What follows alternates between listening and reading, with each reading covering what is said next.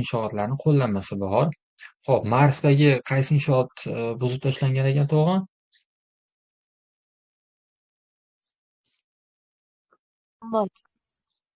Ma'rifdagi Sultonband bo'lyapti. Endi qo'shimcha savol. Kimni davrida yoki qaysi sulola davrida Sultonband to'g'oni buzilgan? Yana bir marta. Mo'g'ullar davrida bir marta buzilgan-a? Mo'g'ullardan tashqari yana kimni davrida keyinchalik bu to'g'on buzilgan?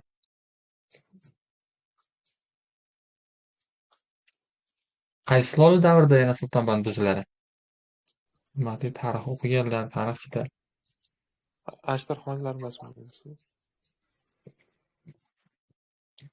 Xo'p, yo'q, Ashtarxoniylar emas. 1804-yilda Buxoro amirligida qo'zg'olon ko'tarilgan. Dinnosibek boshchiligida va qo'zg'olonni bostirish uchun demak Amir Haydar boshchiligida Amir Haydar o'sha ukasi Dinnosibek boshchilik qilgan qo'zg'olonni bostirish uchun Niyozbek Parvonachini yuboradi. Niyozbek Parvonachini buyrug'i bilan esa Marvdagi Sultonband to'g'oni buzib tashlanadi. Demak, Sultonband ikkita sulola davrida buzilgan bo'lyapti. Chingiziylar davrida buzilgan, o'sha Mo'g'ullar davrida hamda Mang'irlar davrida buzilgan bo'lyapti.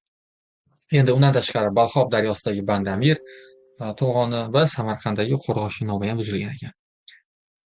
Endi eslatmaga e'tibor berasizlar, Ulus davlat xon, ya'ni Ulus atamasini ishlatilishiga e'tibor berasizlar. Hop, Chingizxon tuzgan ilk Mo'g'ul davlatining nomi ham nima deb atalgan dastlabki davrda?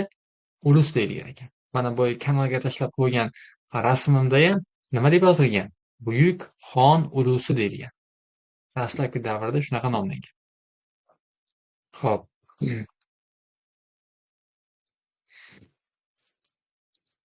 Endi qarang.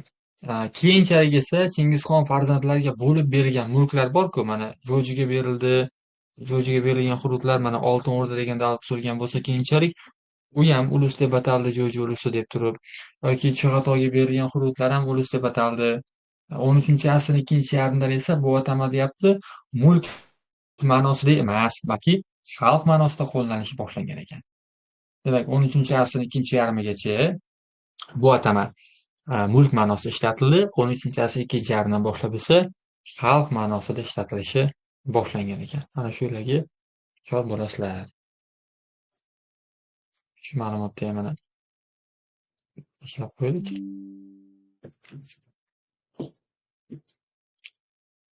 Hop, yana davom etamiz. Keyingi ma'lumotlar. Chingizxon o'g'illariga mulk qilib berilgan hududlar yoki o'sha uluslarga to'xtalishimiz kerak. Jo'jiga Janubiy Sibirdan Xorazm va Darbandgacha bo'lgan hududlarni bergan ekan. Demak, Janubiy Sibirdan Xorazm va Darbandgacha bo'lgan hududlarni bergan. Chig'atoyga Oltoy tog'larining janubiy sarhadlaridan to Amudaryogacha va Sindgacha bo'lgan yerlar berilgan. Ya'ni u tomondan, ya'ni Mo'g'uliston tomonidan qaraganda shundaydi. Oltoyni g'arbini berdim, Amudaryogacha bo'lgan hududni berdim, Sindgacha bo'lgan hududni berdim deyapti. Endi bizni ko'zimiz bilan qaraganda esa Sharqiy Turkiston, Yettisuv, Mo'l nahr hozirgi Afg'onistonning katta qismi demak tekkan ekan. O'qtoyga berilgan hududlar Xitoy bilan Mo'g'uliston bo'lgan, o'sha Chingizxon asoslagan, o'zi taxtdan, o'zi davlatni boshqargan hududlar tekkan O'qtoyga. Quliga esa Eron va Xorason hududlari tekkan edi. Xo'p, eslatmaga hushyor bo'lasizlar. Xoqon, Ulug'xon deb turib biz Mo'g'uliston taxtida o'tirgan hukmdorlarni nomlaganmiz. Tushunyapsiz-a? Mo'g'uliston taxtida o'tirgan hukmdorlarni Xoqon, Ulug'xon deganmiz. Uluslarda boyagi Chig'atoy, Jo'ji ulusida yoki mana Xulakiylar deymiz, Elxoniylar deymiz, o'sha davlatni boshqarganlarni esa oddiygina xon derkanmiz. Xo'p, Chig'atoyxon sharqiy o'lkalarni Ili vodiysi bilan bog'lovchi ulkan yo'l qurdirdi. Mana birinchi ma'lumot. Sharqiy o'lkalarni deyapti, Ili bilan bog'laydigan yo'l qurdiradi. Endi Chig'atoy Olmaliq yaqinida Qutlug' qishlog'iga asos solgan. Aynan mana shu qishloq demak unga yozgi saroy vazifasini ham bajarib bergan. Olmaliqdagi shu qishloq. Qishki saroyi esa Ili daryosi bo'yida edi. Chig'atoy yasoq qonunlarni yaxshi bilgan va unga amal qilishni nazorat qilib borgan va o'zini zamondoshlari tomonidan yasoq qo'riqlovchisi degan unvonga ega bo'lgan. Ya'ni yasovul degan unvonga ega bo'lgan. Yasovul nima degan ekan? Yasoq qo'riqlovchisi. Chig'atoy qonunbuzarlarga qat'iy qarshi turgan hukmdor edi. Islom dini ahkomlariga nisbatan esa munosabati yaxshi bo'lmagan. Chingizxondan farqi shunda. Chingizxon yasoq qonunlarida aytgandiki, barcha diniy munosabatlarga birdek, barcha din vakillariga, e'tiqodlarga birdek munosabatda bo'linglar deb ta'kidlagan edi.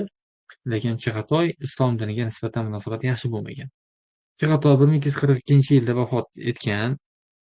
Vafotidan oldin esa, demak, o'zini katta o'g'li, to'ng'ich o'g'lini farzandi, ya'ni bosh nabirasi Qoraquloqni hukmdor etib tayinlagan ekan. Endi 1246-yilda O'xtoyning to'ng'ich o'g'li buyuk Ulug'xon deb e'lon qilinadi. Ya'ni bu asosiy mo'g'ullar davlatida shu voqea bo'lyapti. O'xtoydan keyin O'xtoy 43-yilda olamdan o'tgan bo'lsa, O'xtoyni ayoli boshqarib turgan davlatni o'sha regent deydi, vaqtinchalik boshqarib turgan, buyuk yosh bo'lganligi uchun hokimiyatni egallaguncha 46-yilda hokimiyatni o'g'li, ya'ni Buyukka topshirib, Ulug'xon unvonini keyin taxtdan ketadi. Buyukxon esa asosiy mo'g'ullar davlatiga, buyuk mo'g'ul ulusiga taxtga o'tirgandan keyin nima qiladi? Taxtga o'tirgandan keyin boyagi Qoraquloqni taxtdan ag'daradi. Taxtdan ag'daradi, o'rniga kimni olib keladi?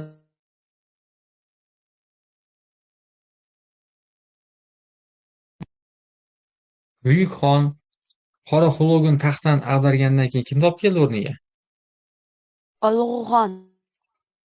Yo'q, bu yerda aytyapti, Qoraquloq taxtdan ag'darildi, Chig'atoyning Buyukxon bilan mustahkam do'stlik aloqalarga ega bo'lgan o'g'li Yasumunki o'tirdi, deyapti. Topdingizmi? Yasumunki turgan bo'lsa-da, amalda davlatni xotini Tukashi boshqargan.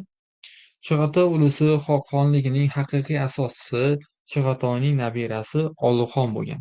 Boshqa manbalarda Alg'u deb keladi, kitobimizda Olg'u deb kelgan. Endi yana bitta eslatma qilib solishtirma qilib ketaylik. Yana qaysi davlatda mamlakatni hukmdori emas, uni xotini boshqarardi? Rossiya knyazligida. Rossiya knyazligida? O'g'li Ozarbayjonda malika boshqarardi. O'zbekxon. To'ppa-to'g'ri. Ozarbayjonda O'zbekxon ichkilikka berilib ketganligi uchun davlatni malika xotin boshqarardi. Mana hozir Yasumunkining o'rniga kim boshqaryapti? Xotini Tukashi boshqaryapti. Chig'atoy ulusi xonlikning haqiqiy asoschisi bu Chig'atoyning nabirasi Olug'xon bo'lgan. Qarang. Chig'atoy ulusi xonligini haqiqiy asoschisi kim bo'lgan ekan? Olug'xon bo'lgan ekan. Toplaring. Shu joy ko'rinyaptimi? Olug'xon Mo'g'uliston va Xitoy o'lkasidagi Chingiziy xonlar Xubulay va Oriqbuqa o'rtasidagi o'zaro urushdan foydalanadi. Xorazmning bir qismini Turkiston va Afg'oniston qo'lga kiritadi. Vaziyatni tushuntirishga harakat qilaman. Demak, boya mana sal yuqoriga chiqishim kerak uning uchun. Mana bu yerga. Mana O'xtoyga berilgan hudud bor, mana ajratib qo'ydim.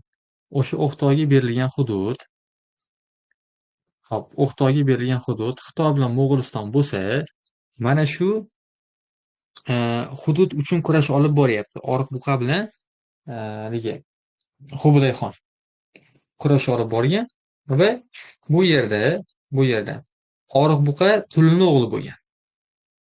Oriqbuqa Tulni o'g'li bo'lgan va ikkalasi kurash olib boradi. 1260-64-yillarda 64-yilda demak Xubulay Oriqbuqani to'liq yengishga muvaffaq bo'ladi.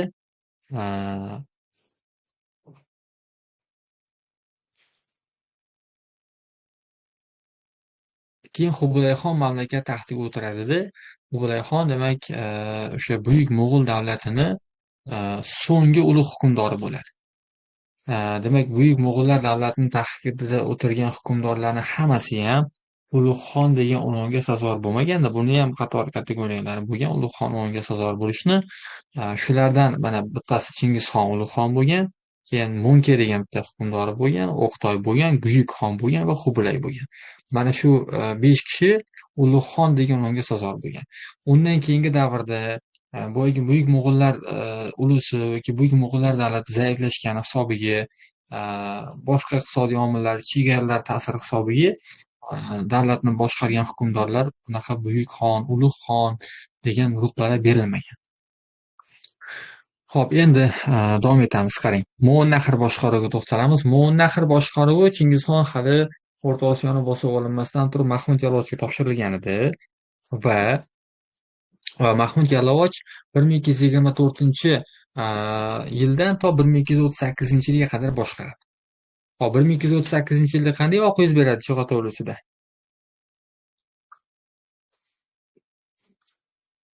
Eski kitoblarimizda ham borku, 1238-yilda nima voqea bo'ladi? Pul islohoti. To'g'ri, pul islohoti